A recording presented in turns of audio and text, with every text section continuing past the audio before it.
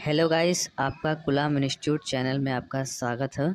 आज हम BSc first year second semester में आपका एक सिलेबस है मेडिसिनल केमिस्ट्री के बारे में हम बात करेंगे। ये आप बीएससी फर्स्ट ईयर में नया आपका सब्जेक्ट है। इसमें हम सबसे पहले बात करेंगे एंटीबायोटिक। एक टॉपिक है आपका एंटीबायोटिक और उसमें एक ही ड्रग पाया जाता है क्लोरमफेनिकाल, जिसके बारे में हम बात करेंगे।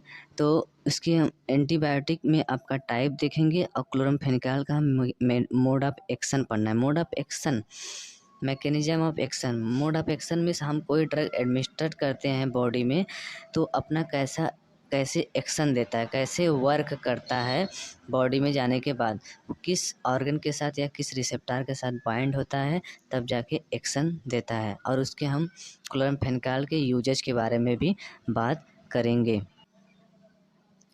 तो गाइस, हम सबसे पहले बात करते हैं एंटीबायोटिक। एंटीबायोटिक आपका दो वर्ड से डिराइव किया गया है, एंटी प्लस बायोटिक।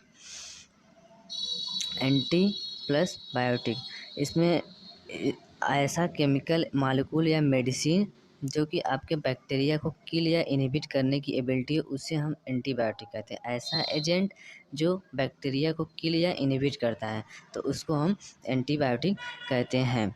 तो इसमें हम थोड़ा सा और बात कर लेते हैं।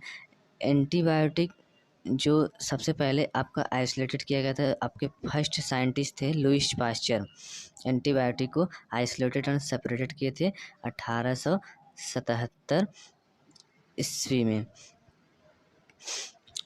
इसके बाद इन 1929 में फर्स्ट साइंटिस्ट आपके अलेक्जेंडर फ्लेमिंग थे, जो कि फर्स्ट एंटीबायोटिक पेनिसिलिन की डिस्कवर किए थे। वो भी प्लांट ऑफ टोबैको से आपका डिराइव किया गया था, पेनिसिलियम नोटेटियम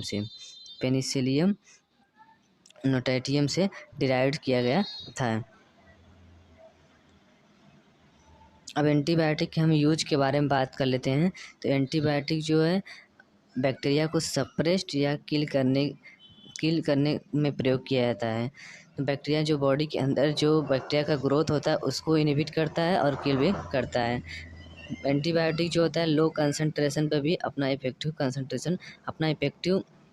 इफेक्ट शो करता है। अब हम एंटीबायोटिक के टाइप के बारे में बात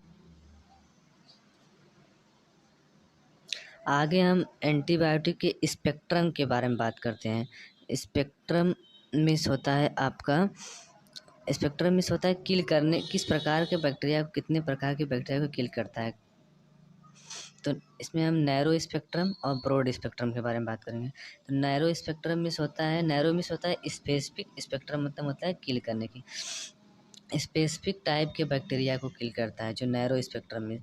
ब्रॉड स्पेक्ट्रम में ऑल टाइप ऑफ बैक्टीरिया को किल करता है, जैसे gram positive bacteria, gram negative bacteria और ऑल टाइप बैक्टीरिया जो होते हैं उनको किल करने की एबिलिटी होती है। इसके बाद हम बात करते हैं टाइप ऑफ एक्शन। ये एंटीबायोटिक किस प्रकार का एक्शन शो करता है, कितने प्रकार का एक्शन शो करता है। तो आपका bacteriostatic and bacteriocidal. Bacteriostatic means होता है बैक्टीरिया को इनहिबिट करना। बैक्टीरियोसाइडल मीन्स होता है बैक्टीरिया को पूरी तरह से किल कर देना। इसमें बस दो ही अंतर है। अब बात करते हैं एंटीबायोटिक कहाँ से प्राप्त होता है। तो एंटीबायोटिक आपका फंजाई बैक्टीरिया से और एक्टिनोमाइसिट से प्राप्त होता है।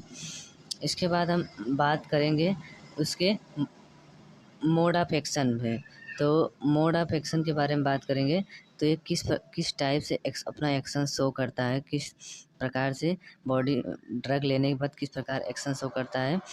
तो आपका decrease the cell wall synthesis को डिक्रीज करता है, मतलब जो बैक्टीरिया के ऊपर सेल वॉल रहता है उसमें जो सिंथेसिस होता है उसके सेल वॉल सिंथेसिस को डिक्रीज करता है, प्रोटीन सिंथेसिस को डिक्रीज करता है और डीएनए सिंथेसिस को भी डिक्रीज करके अपना एक्शन शो करता है। गाइस, आगे हम क्लोरमफेनिकाल के बारे में बात करेंगे, उसके इंट्रोडक्शन और मैकेनिज्म ऑफ एक्शन के बारे में बात करते हैं। तो क्लोरमफेनिकाल जो है स्ट्रेप्टोमाइसिस वेनेजुलाई से ऑब्टेंड किया गया है। स्ट्रेप्टोमाइसिस वेनेजुलाई से ऑब्टेंड किया गया 1947 में। ये किस प्रकार के क्लास का ड्रग है इसके बारे में हम बात कर लेते हैं। तो ये कैसे किस प्रकार का क्लास का ड्रग है। ये नाइट्रोबेंजीन डेरिवेटिव है और ब्रॉड स्पेक्ट्रम है, मतलब कि ऑल टाइप ऑफ बैक्टीरिया को किल करने की एबिलिटी है। बैक्टीरियोस्टेटिक, ये बैक्टीरिया को इनहिबिट करता है, ना कि बैक्टीरिया को किल करता है। ये अपना एक्शन कैसे शो करता है, ये प्रोटीन सिंथेसिस को इनहिबिट करके अपना एक्शन शो करता है।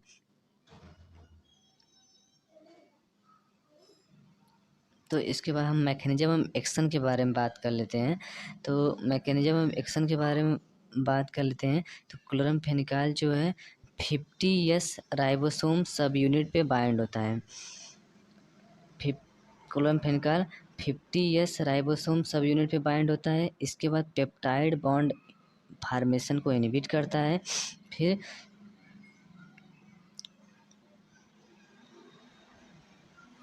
आपका जो पी स्टेट से to state, from P state से ए स्टेट, जो आपका पेप्टाइड चेन का फॉर्मेशन होता है उसको इनहिबिट या इंटरफेयर करके अपना एक्शन शो करता है।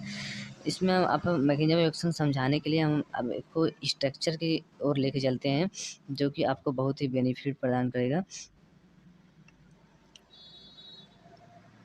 इसमें हम देखते हैं कि आपका क्लोरामफेनिकॉल ड्रग लेने के बाद जो ये 50S राइबोसोम सब यूनिट है और 30S राइबोसोम सब यूनिट है। तो क्लोरामफेनिकॉल जो है सबसे पहले 50S राइबोसोम सब यूनिट पे जाके बाइंड करता है। इसमें दो स्टेट होते हैं, इसमें दो स्टेट होते हैं, एक ए स्टेट होता है, एक पी स्टेट होता है। इस पे पेप्टाइड जो चैन होती है, इस पे पेप्टाइड चैन बाइंड करते हैं, इस पे एमिनो एसिड बाइंड होते हैं, जो कि ट्रांसफर tRNA के द्वारा लाए जाते हैं। तो क्लोरामफेनिकॉल का सिर्फ एक ही वर्क होता है, ये जो पेप्टाइड बॉन्ड फॉर्मेशन होता है, पेप्टाइड बॉन्ड होता है पी स्टेट से ए स्टेट की ओर, पी स्टेट से ए स्टेट की ओर आता है। ये अब इस फॉर्मेशन को इनहिबिट करके अपना एक्शन शो करता है। आपको समझ में आ गया होगा कि जो क्लोरामफेनिकॉल है ये 50S राइबोसोम सब यूनिट पे बाइंड करके पेप्टाइड बॉन्ड फॉर्मेशन को इनहिबिट कर देता है। और ऐसे ही अपना इससे जो होता है डीएनए सिंथेटिक डीएनए का रेप्लिकेशन भी रुक जाता है और बैक्टीरिया का ग्रोथ भी रुक जाता है, जिससे हमें एंटीबायोटिक इफेक्ट मिलता है, बैक्टीरियोस्टेटिक इफेक्ट मिलता है। इसके बाद हम गाइस क्लोरामफेनिकॉल के स्ट्रक्चर के बारे में बात करेंगे। तो क्लोरामफेनिकॉल का स्ट्रक्चर यही है आपका, जो इसको याद करना होगा आपको। इसमें आपका एक बेंजीन ग्रुप होता है और आपका जो एक नाइट्रो ग्रुप है और यहाँ पर कीटोन ग्रुप है। ये एमीन चैन होता है, यहाँ पर क्लोराइड चैन लगा रहता है। तो ये आपका क्लोरामफेनिकॉल का स्ट्रक्चर है, इसे ज़रूर याद करना। ये आपको बहुत ही बेनिफिट होगा, अगर लिख देंगे तो आपका अच्छा नंबर मिल सकता है। गाइस एक बार फिर हम क्लोरामफेनिकॉल के बारे में बात कर लेते हैं, उसके मोड ऑफ एक्शन के बारे में। तो ये सिंपल सा है। इसमें हम बात करते हैं जो क्लोरामफेनिकॉल होता है वो 50S राइबोसोम पे बाइंड करता है। ये पेप्टाइड जो बॉन्ड फॉर्मेशन होता है इसी को इनहिबिट करता है। जो पी स्टेट होता है ये पेप्टाइड चेन इस पे बाइंड होता है। ये ए स्टेट होता है एक्सेप्टर साइट होता है, इस पे एमिनो एसिड आके बाइंड होता है। तो ये जो पेप्टाइड बॉन्ड होता है ये पी स्टेट से ए स्टेट की ओर जो पेप्टाइड बॉन्ड होता है इसी का फॉर्मेशन होता है, जिससे आपका बैक्टीरिया का ग्रोथ हो जाता है। बैक्टीरिया का ग्रोथ होने लगता है, डीएनए का रेप्लिकेशन बढ़ने लगता है। तो ये जो क्लोरामफेनिकॉल एक का वर्क होता है ये पेप्टाइड बॉन्ड फॉर्मेशन को इनहिबिट करता है। बस इसका एक ही वर्क है। इसके बाद गाइस हम उसके यूजेज के बारे में बात कर लेते हैं। तो ये जो होता है ट्रीट करता है, ये जो है आपका ऑल टाइप ऑफ जो बैक्टीरिया होते हैं, gram positive gram negative anaerobic bacteria, जो ऑल टाइप ऑफ बैक्टीरिया से होने वाले जो डिजीज हैं उनको ट्रीट करने में मदद करता है। जैसे आई आई आई थ्रोट इन्फेक्शन होता है, माउथ इन्फेक्शन होता है, स्किन इन्फेक्शन होता है। आपका ये बैक्टीरियोसाइडल इफ़ेक्ट देता है। आपका बैक्टीरियोसाइडल इफ़ेक्ट देता है किस डिजीज़ के खिलाफ? आपका नाइसेरिया, मेनिंजाइटिस और इन्फ्लुएंजा जो डिजीज़ है, उस डिजीज़ को ट्रीट करने में मदद करता है। इसके यूजेस के बारे में देख लेना आप लोग। इसका यूजेस सिंपल है। आई होप गाइस आपको ये टॉपिक समझ में आ गया है। अगर आपको कुछ सजेशन देना हो कमेंट में ज़रूर बताएं। धन्यवाद।